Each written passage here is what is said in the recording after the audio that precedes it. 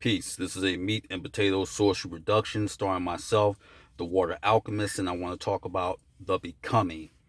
Some of the things that you can expect if you don't ascend. And I want to preference this by if you're studying magic, there are going to be pitfalls that you're going to fall into. And one of those pitfalls, and this is, I want to say this, that if you know that you're advancing in magic, there will be imposter spirits and those on the other side that will try to manipulate you. Simply put, it's happened to me, and this is where it's very good to formulate relationships with either angels or demons, because the stronger the relationships, they'll come and they'll really warn you in advance if someone is trying to imitate a loved one or a particular spirit. Michael helped me out immensely when I had asked him during my usage of a pendulum, was it an imposter spirit? And Michael was like, yeah, that's an imposter spirit. So this is very important to always make sure you have a good relationship with an angel or a demon so they can just keep it pretty much legitimate with you as to what you may run into. Because, like I said, when you practice magic, the call will go out and you will get your enemies. I've got enemies on both sides. As I was told, that I have both angels that are angry with me and I have some demons that are angry with me. And when you make your transition, if you don't reincarnate, you may have to deal with punishment wards, because when you practice magic, it's like if you call yourself a pastor or if you're a so-called activist or a revolutionary, what's going to end up happening is that you're held to a higher standard, because there's certain things that you have a fundamental understanding of.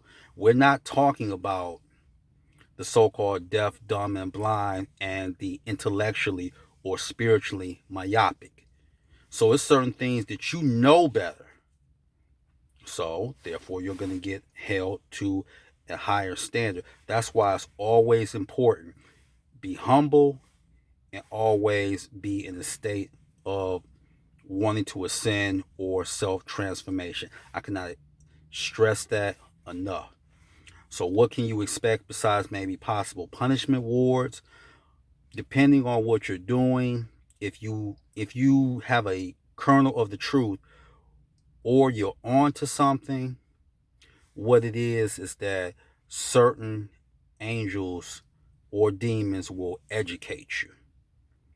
Because we got to remember that a lot of people, in case you don't know, the so-called fictitious character Enoch really is Metatron. Metatron is one of the greatest angels, period. But Metatron also was human.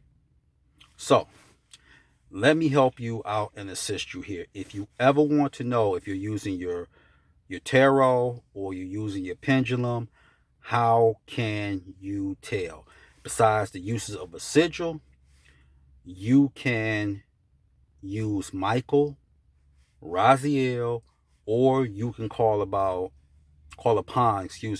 Samael. Samael is an angel and a demon. So the point that I'm making is that everything is not as cut and dry, even in the cosmos or in certain realms, like you would want it to be.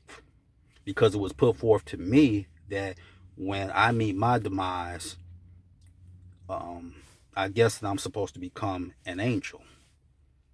And I know of one person that's, when she meets her demise, she's becoming a lower level demon because she hasn't risen her alchemy. When you're narcissistic and all you have is your agenda and you do something because you want to manipulate somebody because you're so weak inside, you can come back as a lower level entity. We're not talking about higher ranking demons that want people to ascend like King Paimon or Malthus or Lucifer or Astaroth, etc. We're not talking about them, because I have worked with many of the affirmation demons. We're not even talking about them. They want humanity to ascend. It's the ones that were narcissistic, petty, jealous, weak. And then they had the audacity to practice some form of magic. So I don't have to say anymore how this story turns out, right? So, if you ever want to know about an imposter spirit, go to Raziel, Michael, or Samael. That's who you would go through to detect that. And also the spirits from the Necronomicon, very good to work with as far as getting rid of imposter spirits, because when you're trying to ascend and you're becoming more proficient, you're going to become more discerning, and that's when the traps come along. So what can you become when you meet your demise? Possibly reincarnation. You also can become a god or a goddess. You can become an angel or even a demon, a lower level one.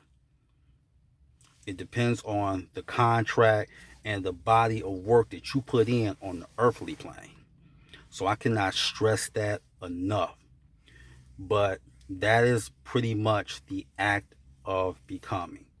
There are punishment wards, but it's not like the hell that everyone talks about in the so-called Christian Bible, because that's just been exaggerated because the Catholic Church is involved.